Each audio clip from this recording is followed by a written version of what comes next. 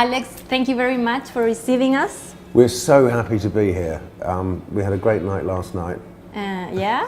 Yeah. What did you do last night? I went to Clinic, had some piscolas, had some empanadas. No, so we're all really excited to be back in South America. This is not your first time here in Chile. You have been here with Blur and And holidays. with my wife, yeah. My wife got pregnant with twins in Santiago. Whoa! And then we went to Patagonia. It was fantastic. What happened there? I don't know. And what do you like about Chile? Well, it's got everything. It's a beautiful country, beautiful women, amazing food, wonderful scenery, and but people are just like the most amazing thing is that people just love the band. You know, we had no idea because it's so far away. But I think we were all really shocked and full of wonder that when we came here in 2013 that we had an audience here and that they were young and groovy I think that was a big part of the reason we wanted to make another record, just discovering that people care all over the world. And for all the fans, it was a big surprise, the release of the Magic Whip. Well, it should be called the Miracle Whip. I mean, it's amazing that it ever got made. Really, it was such a precarious situation. I think because Blur is so special to all of us, and to make another record, it had to be really good. And I think the longer it went on, the bigger a mountain to climb it became. And it just happened that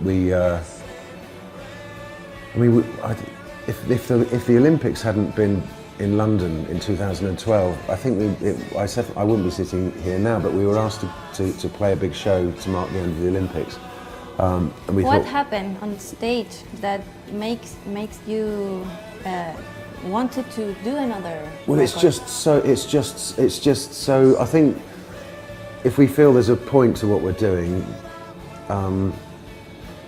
We're doing things that are special that we want to do. There's a good reason to do them, like a big show for the end of the Olympics.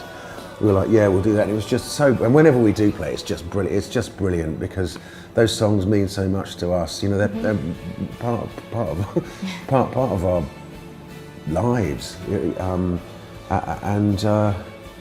was that was so brilliant. We decided to go to some places we'd never been before, like Santiago. We did a gig in Hong Kong and we were supposed to fly on to Taiwan, but that show was cancelled and the next show was in Jakarta, which is sort of just over there, and it wasn't worth going home, so we were stuck in what's probably the most exciting city in the world at the moment, apart from Santiago. You know, Hong Kong is a very exciting place. At the moment. It's kind of it's the meeting point of the East and the West. It feels like a bridge between the past and the future. It's incredibly modern, but it's kind of completely alien as well. It's a very exciting, enticing place, and there was all kinds of resonances, and we just said, well, hey, let's go to the studio. There's nothing else to do. Was it easy to choose to stay in Hong Kong? I believe maybe it's so different to record a new album there. Why did you choose Hong Kong? Well, we were just there. It was a mistake. Just because of that. It wasn't planned. Yeah, we arrived there. We were supposed to go on somewhere else, and the show was cancelled, and so we were stuck there. It wasn't worth going home, and you decided not to tell anyone. We couldn't tell a soul. I think the fact that Hong Kong it's so far away from home, and so we were completely removed from the lives that we've built outside of the band and disconnected from our families. So we were able to just completely concentrate and uninterrupted. But it was really vital that nobody knew that we were making a record because of that pressure thing. I think the more expectations there were, the less likely it was to get finished. So it was the circle of trust.